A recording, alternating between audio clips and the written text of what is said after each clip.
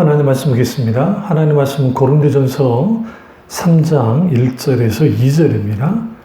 하나님 말씀은 고린도전서 3장 1절에서 2절입니다. 형제들아, 내가 신령한 자들을 대함과 같이 너에게 말할 수 없어서 육신에 속한 자, 곧 그리스도 안에서 어린아이를 대함과 같이 하노라. 내가 너희를 젖으로 먹이고 밥으로 안야하였노니 이는 너희가 감당하지 못하였음이오니와 지금도 못하리라. 아멘. 말씀 제목은 영적 미성숙으로부터 벗어나라 라는 말씀을 나누도록 하겠습니다. 영적 미성숙으로부터 벗어나라 라는 말씀을 나누도록 하겠습니다. 사도 바울이 여러 교회를 개척을 하고 또 복음전도 사역에 힘쓰고 애썼던 사람입니다. 혹자는 말하듯이 사도 바울이 없었다고 한다면 기독교의 복음이, 십자가의 복음이 세계 만방에 퍼지는 것이 쉽지 않았다고 했을 만큼 사도 바울의 복음 전도의 공헌은 우리가 강조를 해도 부족함이 없습니다. 그런 이 사도 바울이 그가 수많은 교회를 개척을 하고 세웠지만 그 중에 가장 사랑하는 교회 중에 하나가 고린도 교회였습니다. 그도 그럴 것이 고린도 교회의 교인들은 영적으로 성숙해지면 좋겠는데 그러지 못하고 그들은 여전히 육신에 속한 자같이 어린아이 같은 영적 상태에 있었고 심지어는 당을 지어서 아볼로파, 베드로파, 그리스도파, 바울파라고 하는 그러한 분파가 나눠질 만큼 주님 안에서 하나 되지 못하고 또 은사가 엄청나게 나타났지만 그들 가운데 영적인 성숙이 없는 그러한 사람들이었습니다. 그런 그들에게 핏값으로 하신 그리스도의 핏값으로 사신 그 교회를 아주 사랑했고요. 어느 교회보다 애정을 쏟았던 교회가 고린도 교회였습니다. 그럼에도 불구하고 우리가 여기서 분명하게 우리가 각성해야 될 것은 뭐냐면 어느 시대이나 가장 큰 비극은 영적 미성숙 상태로 계속 머물러 있는 겁니다. 이거를 영적인 성인 아이 증후군이라고 표현하기도 하는데 영적으로 성인 아이가 되는 거예요.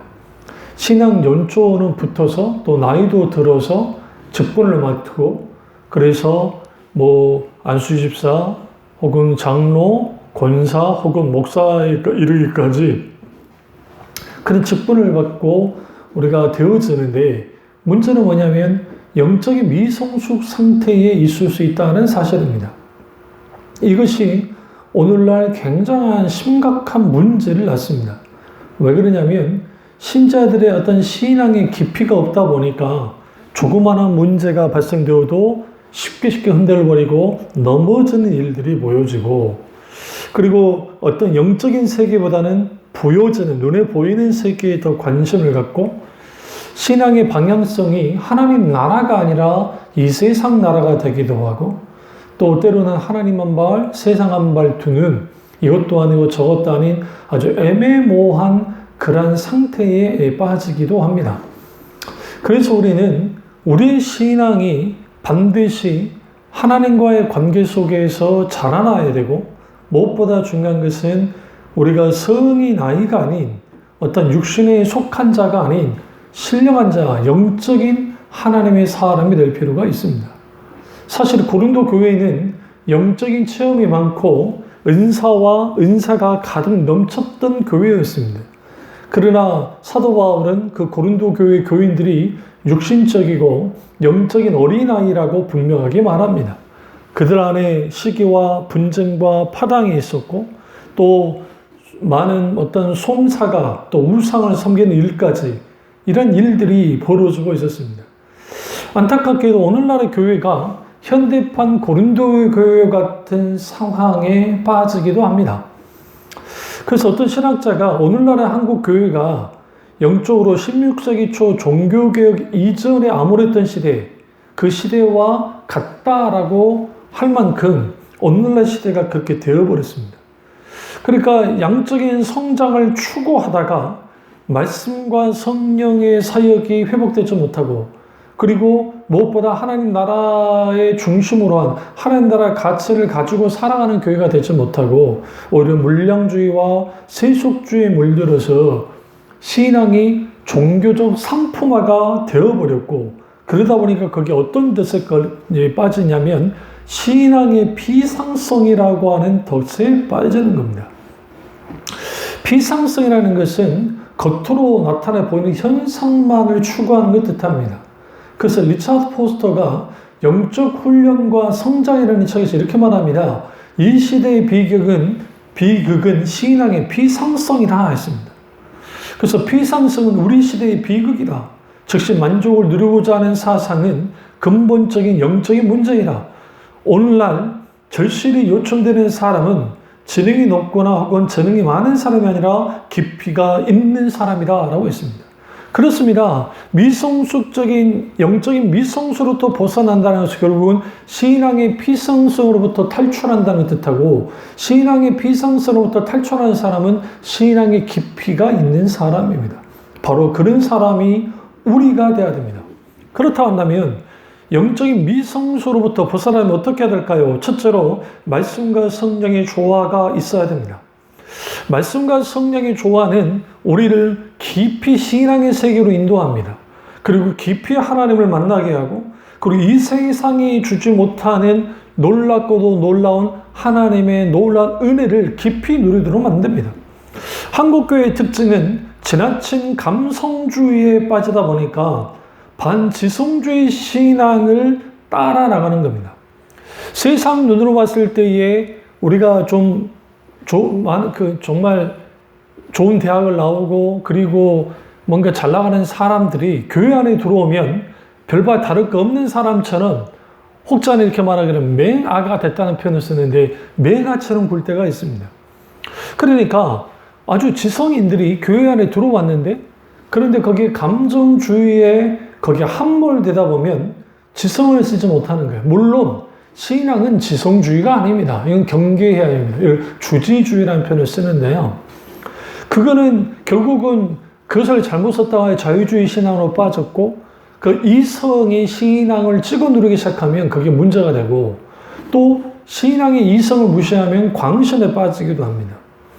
그래서 초대교회의 사도들과 그들의 제자들인 교부나 종교교육자들은 철저하게 지성과 감성과 의지라고 하는 조화된 전인격적인 신앙을 가졌습니다. 그렇습니다. 우리 신앙은 지나친 감정주의도 지나친 지성주의도 가면 안 되고 지전 의의 조화가 있는 전인격적인 신앙이 되어야 됩니다. 그게 가능하려면 말씀과 성령의 조화가 있어야 됩니다. 말씀과 성령의 조화가 있으려면 우리가 성령에 의한 삶을 살아야 되고 말씀이 기준이 되는 삶을 살아야 됩니다. 모든 것의 기준은 하나님의 말씀이어야 되고, 그리고 성령에 의한 삶을 살 때, 성령 충만한 삶을 살아나갈 때에 우리 속에 있는 영적인 미성숙이 해결되기 시작하는 거예요. 그러니까 오늘날 아이들은 자기의 어떤 욕구를 충족해 주면 어릴수록 그것이 기쁨이 됩니다. 우리도 모두가 하나같이 영적으로 미성숙할 때가 있었습니다. 예수님을 믿고 젖먹이처럼 그렇게 자라날 때가 있었습니다. 그런데 그 젖먹이처럼 자라나는 그들이 성장을 멈추고 그 상태에 그대로 있다고 한다면 그것은 불행입니다. 이걸 세상적으로 육신적으로 같은 발달장애라고 하는데, 몸은 커져가는데 이게 어떤 장애가 있어서 그 시점에 6살이면 6살 어린 시절에 정신적으로 머물러 있는 그러한 장애를 우리가 갖고 정말 있는 것처럼 오늘날 영적으로도 이런 영적인 발달장애와 같은 상황에 빠질 수 있습니다. 그렇게 되는 것은 여러 가지 이유가 있습니다. 그것은 결국은 하나님의 말씀이 우리의 삶을 지배하고 그 말씀에 이끌려가는 것이 아니라 우리가 자기가 좋아하는 말씀들을 받아들이고 자기가 원하는 것만을 먹으려 드는, 그러다 보니 편식하게 되고 거기에 영적으로 병이 드는 것이고, 무엇보다 성령의 놀라우신 조명, 비추심과 성령의 놀라운 충만함 속에 있어야 되는데, 예수님을 믿었을 때는 뜨거움이 있었지만 어느덧 그 뜨거움이 땅에 떨어져 버리는 그 이유 중에 하나는 삶에까지 이어지지 않는 하나님의 놀라운 은혜, 삶에까지 이어지지 않는 말씀, 삶에까지 이어지지 않는 성령의 놀라운 역사가 결국은 삶과 신앙을 분리시켜서 이분법적인 신앙생활을 하다 보니 영적으로 미성숙 상태, 다시 말하면 영적으로 자라나지 못하는 겁니다.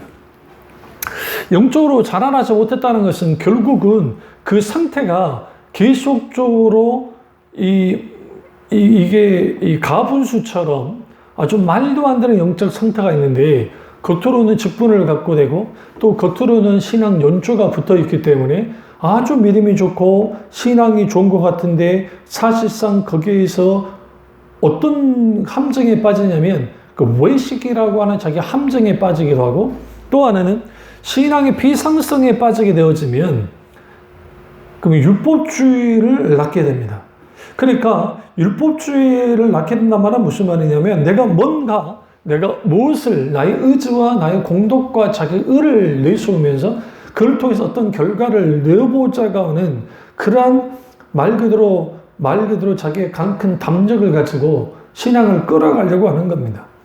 그래서 자기들이 마치 바리새인들이 그랬던 것처럼 성경을 보호하기 위해서 소위 장로들의 유전이라고 하는 것들을 만들어서 수많은 어떠한 신앙의 표지들을 만들어서 보호하려 들었습니다.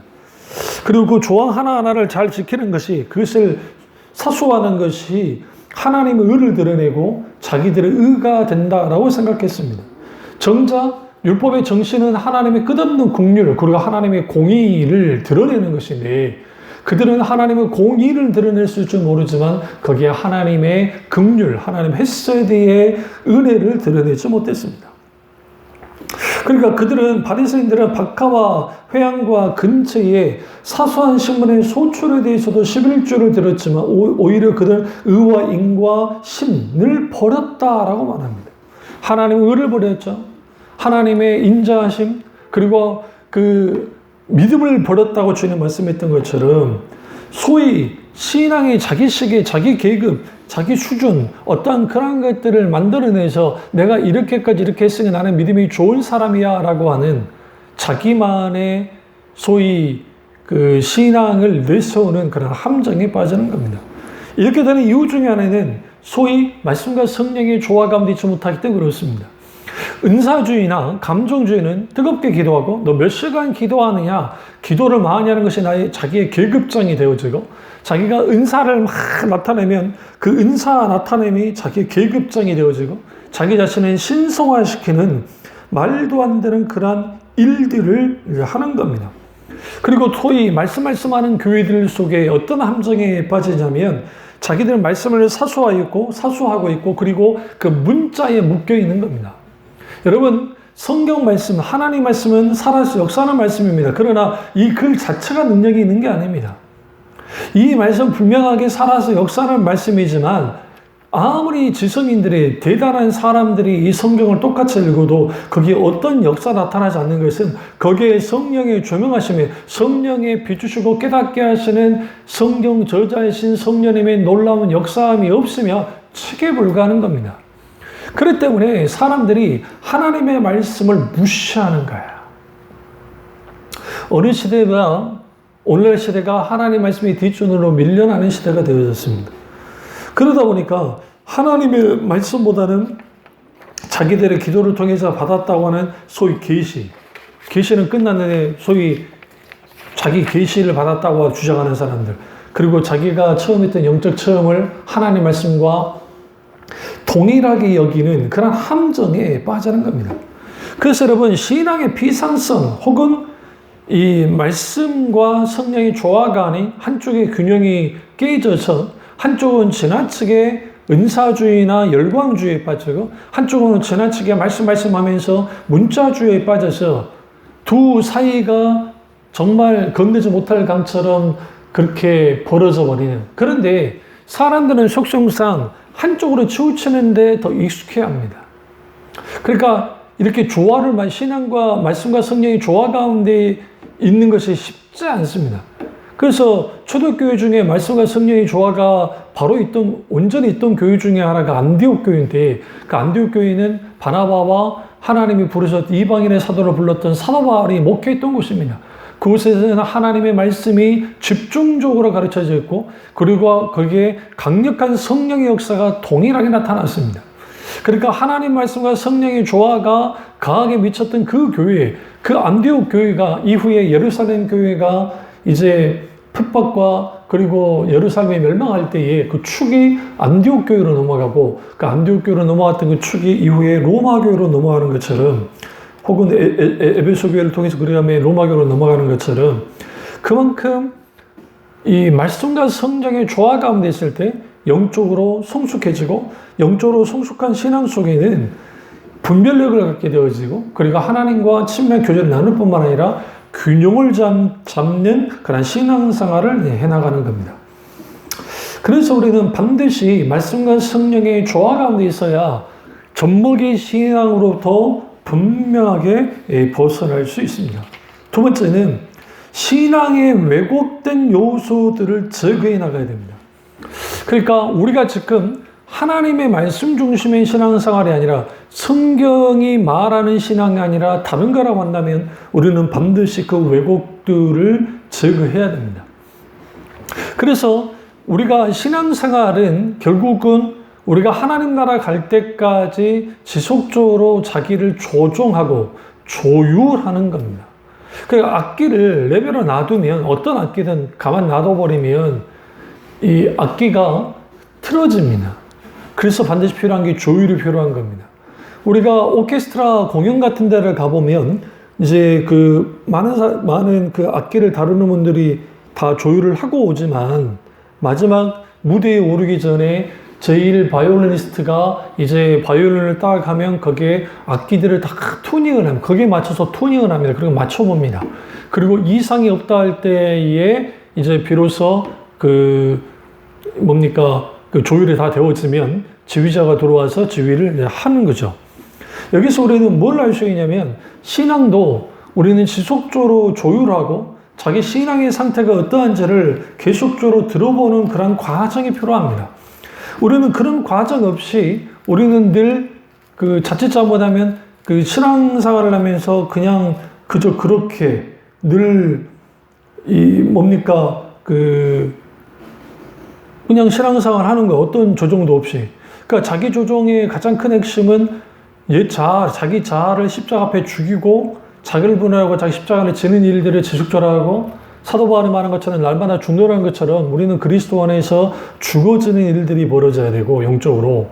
그리고 무엇보다 중요한 것은 우리 신앙 속에서 있게 되는 그 잘못된 왜곡된 것들, 그것을 추스려서 하나님께 회개하고 조정하는 그런 일들이 매일매일 있어야 된다는 겁니다. 그래서 사도 바울이 고린도후서 13장 그 5절을 보시면 이런 말을 합니다. 너희는 믿음 안에 있는가 너희 자신을 시험하고 너희 자신을 확증하라. 예수 그리스도께서 너희 안에 계신 줄을 너희가 스스로 알지 못하느냐? 그렇지 않으면 너희는 버림받은 자니라 라고 했습니다. 그리고 여기서 우리가 분명히 할 것은 뭐냐면, 우리가 믿음 안에 있는가 자기 자신을 시험해야 된다는 겁니다. 우리는 늘 살면서 또 인생을 살고 신앙을 살면서 믿음의 도전을 늘 직면하게 됩니다. 믿음의 도전은 우리의 일상의 삶에서 일어나는 일들 속에서 도전을 받기도 하고, 때로는 우리가 신앙생활하는 그 과정, 일련의 과정 속에서 받기도 합니다. 근데 여기서 우리가 중요한 건 뭐냐면, 그런 속에서 우리가 반드시 명심해야 될 것은 뭐냐면, 이 믿음의 도전을 받는 상황 속에서 우리는 반드시 믿음으로 승리해야 되는데, 그 믿음이 승리되어지려면 내가 지금 성경이 말하는 믿음을 갖고 있는가, 살아서 역사하는 믿음을 갖고 있는가요? 살아서 역사하는 믿음은 하나님의 말씀을 바탕으로 하는 믿음, 하나님의 약속을 붙드는 믿음이고, 그것은 결국은 하나님을 붙들고 사는 사람들 속에 믿음의 역사가 나타납니다. 그런 의미에서 우리는 우리 속에 있는 잘못된 신앙관을 깨뜨려야 되고, 하나님의 말씀에 입각해서 신앙을 바로 세워야 됩니다. 많은 분들이 이 세상이 급변하고 그러다 보니까 신앙도 세상과 발맞추어 바뀌어져야 된다고 합니다. 분명하게 한쪽은 맞지만 한쪽은 아주 위험할 수 있다는 사실을 알아야 됩니다. 어떤 의미에서는 맞는 것이냐면 신앙의 접촉점을 갖는다는 의미 속에는 그냥 아주 바람직한 겁니다. 팀 켈러 목사님이 상황화라고 하는 그런 그 텍스트나 그런 데서 말했던 것처럼 결국은 교회가 그러한 상황화 속에 들어가는 것은 그리고 거기에 충분히 변증하고 충분히 담아내는 그릇을 갖는 것은 아주 소중하고 중요한 겁니다. 근데 문제는 뭐냐면 진리까지 양보하는 것이 문제인 겁니다. 결국은 진리가 뒷전으로 물러난다. 이것은 결국은 우리에게 무슨 문제를 가져다 주냐면 앙코 없는 찐빵이 되어버리는 거예요. 그러니까 겉모습은 교회인데 예수 그리스도의 십자가 복음이 하나님 나라 복음이 뒷전으로 밀려나면 곁가지처럼 취급받게 되어지면 거기에서 교회가 교회되지 못하는 교회는 더 이상 생명력을 잃어버리게 됩니다. 그랬던 게 중세 카톨릭 교회고 오늘날의 카톨릭 교회 아닙니까? 진리에서 떠나 있기 때문에. 그럼 한국교회 어떻습니까? 오늘날에는 카톨릭 교회보다 더 영적으로 문제가 있다고 말하는 것처럼 그렇게 되어버리는 거예요. 그러니까 덴마크나 네덜란드나 이런 교회가 화려한 개혁교회들이 있던 그런 교회들이 스위스도 마찬가지고 이제는 세상 어떤 보다도 완전히 세속화되어져 버리고 교회가 교회되어지 못하고 교회가 교회 역할을 하지 못하는 그러한 일들이 벌어져 버렸습니다. 왜 이런 일들이 벌어졌을까요? 진리에서 떠났기 때문이고 거기에 정말 살아서 역사하시는 그 하나님의 놀라운 하나님의 말씀의 능력, 믿음의 역사, 그리고 잘못된 신앙관을 매 순간순간 개혁한 일들이 없어졌기 때문에 그렇습니다. 종교개혁자들이 리폼드 처치, 종교개혁을 통한 개혁교회를 만들어냈던 것은 이 리폼하다는 이 개혁이라는 의미는 단순히 뭔가를 뜯고 친다는 의미도 있겠지만 그보다 더 중요한 것은 우리는 자기 자신을 계속적으로 개혁해서 초대교회로 돌아가는 그것이 개혁교회입니다. 맞습니다.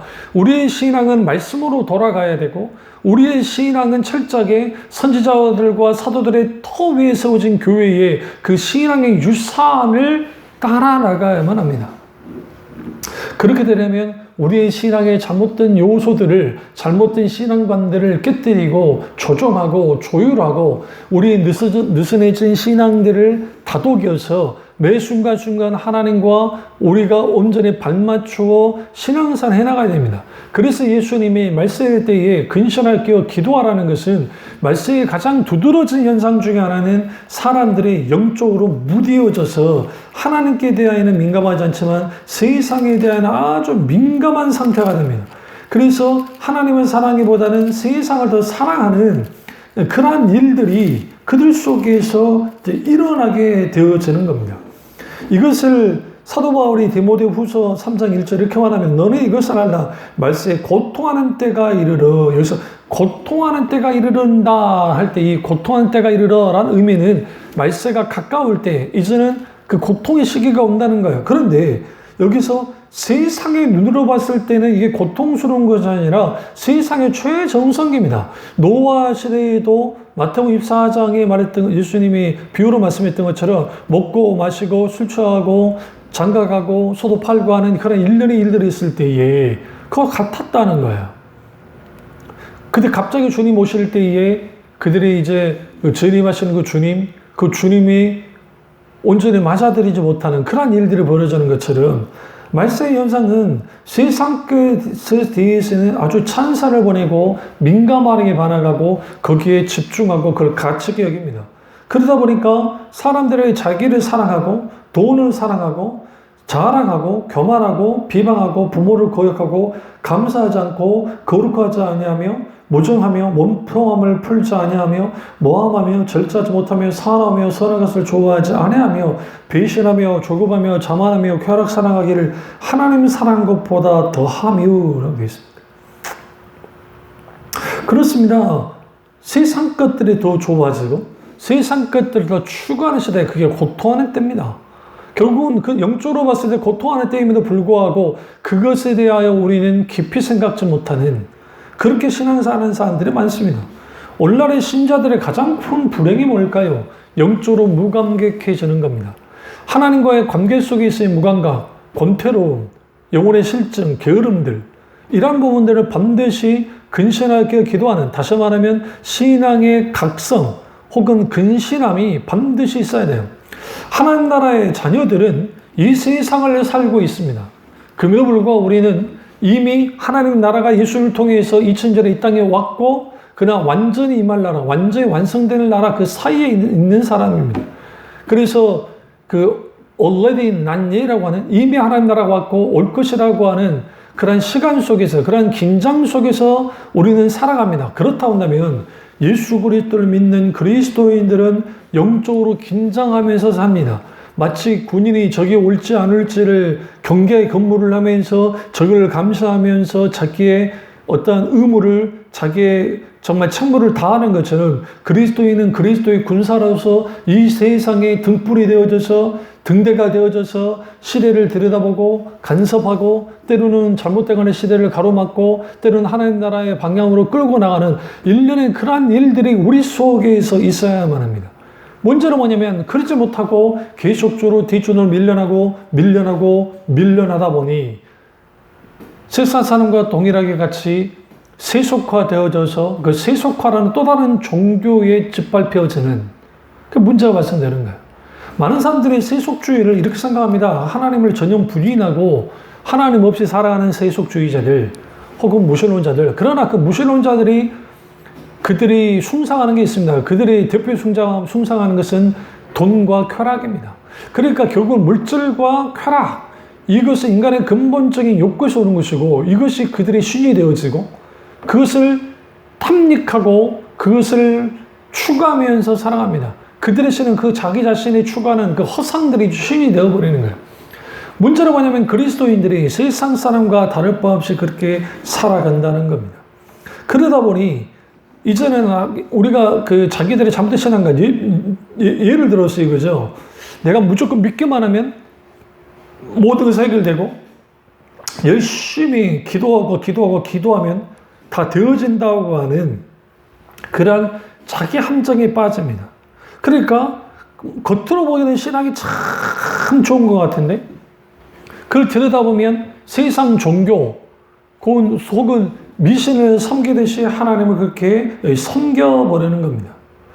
그러니까 신앙생활을 오랫동안 했으니까 이제는 신앙생활을 쉽게 포기는 할 수 없는데, 그런데 어떤 문제나 어떤 환경과 상황에 빠지면 또 하나님에 대한 원망을 쏟아내고, 이러지도 못하고 저러지도 못하는 광야 이스라엘 백성들처럼 그런 영적으로 미성숙한 사람들이 되는 겁니다. 광야 이스라엘 백성들이 40년 동안 영적인 훈련을 받았죠. 광야 학교에 입학되어져서 훈련을 받았지만 그들은 영적으로 성숙되지 못했습니다.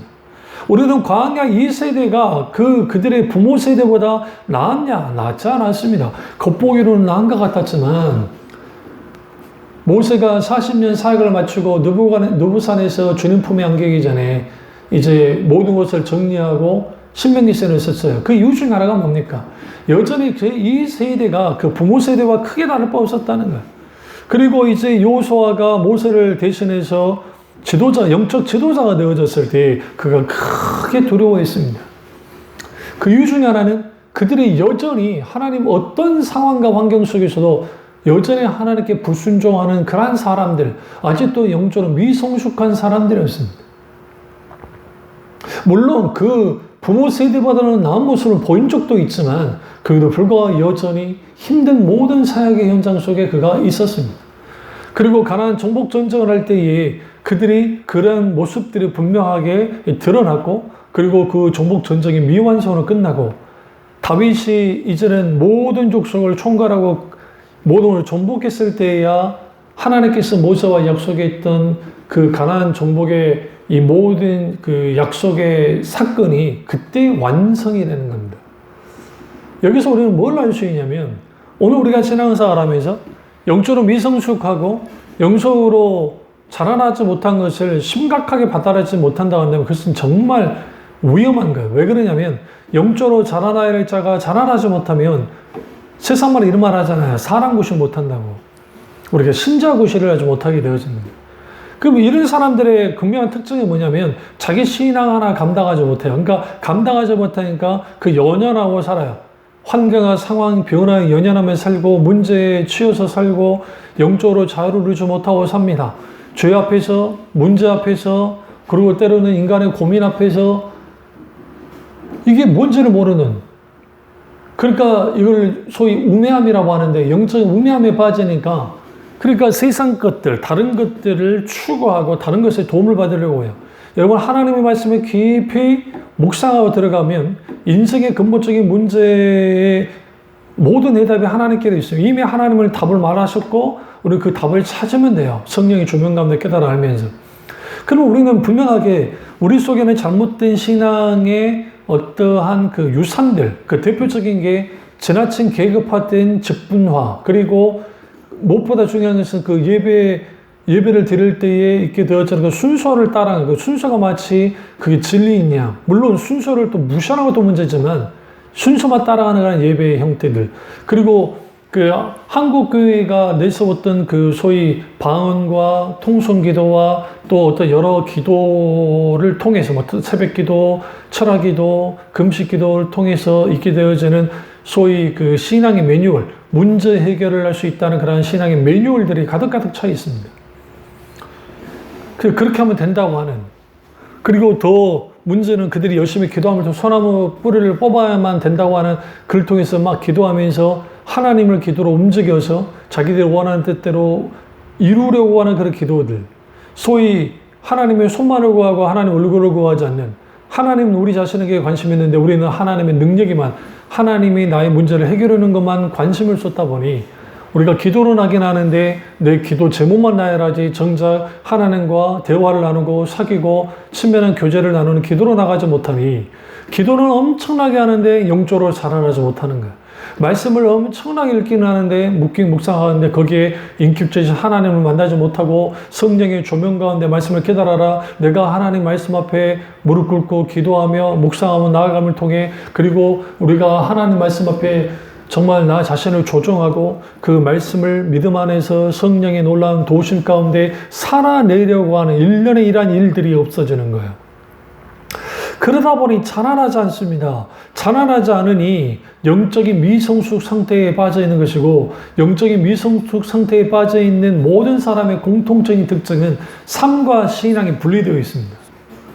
그러니까 믿음이 신앙의 삶을 지배하고 신앙이 직장을 혹은 나의 삶의 터전을, 나의 인생에 강한 영향을 끼치고, 또 나의 가치가, 하나님 나라가, 나의 가치가 하나님 그분이 나에게 최고의 가치여야 되는데 나의 통장 잔고에 있는 돈이, 나의 명예가, 나의 권력이, 나의 어떤 것이 나의 가치가 되어지는 일련의 그러한 자기 함정 속에 빠져서 그게 실질적으로 가치 있다고 여기면서 신앙생활을 하다 보니 그러한 것을 가진 채로 계속 밀고 나가면 목사는 자기 야망을 위해서 교회를 키우려 들고, 성도들은 자기들의 필요를 채우기 위해서 하나님을 이용하는 일련의 좋지 않은 이런 그 악한 고려와 같은 정말 그러한 정말 바람직하지 못한 신앙의 악순환의 고리가 계속적으로 돌고 도는 것이고, 그 고리를 끊으려면 우리 속에 있는 잘못된 신앙관들을 하나님 말씀에 분별하고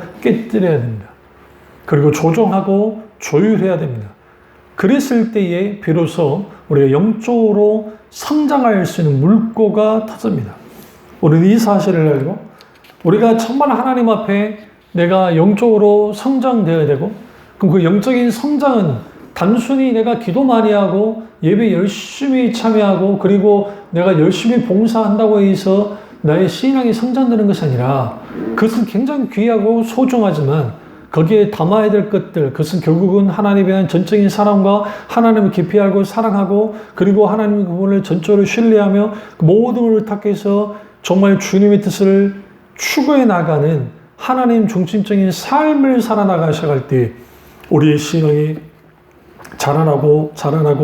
자라나게 되고, 우리의 눈앞에 보이는 것이 아니라 다가올 하나님의 나라를 갈망하며 하나님 나라를 확장하고 하나님 나라의 정체성을 가지고 신앙생활을 해나갈 때에 영적으로, 영적인 아비아와 같은 그런 하나님의 사람들로 자라나게 되고, 우리 주위의 연약한 신자, 지체들을 우리가 그리스도 안에서 중보기도하고 권면하고 돌보며 함께 신앙생활 나갈 때 거기에 정말 저희 조화롭고 아름다운 그리스도의 교회가 세워지는 것처럼 오늘 우리 말씀을 듣고 있는 우리 지체들 속에 신앙의 어떤 미성숙의 영적인 미성숙 같은 것들이 있다고 한다면 우리는 반드시 하나님 앞에 회개하고 돌이켜서 철저하게 성령을 말씀과 성령의 조화 가운데 있게 되어지고 그리고 우리의 잘못된 신앙관들을 우리는 개혁하고 우리가 깨뜨리고 그리고 그 부분에서 하나님의 말씀을 중심으로 굳게 세움을 통해서 영적으로 성숙해가는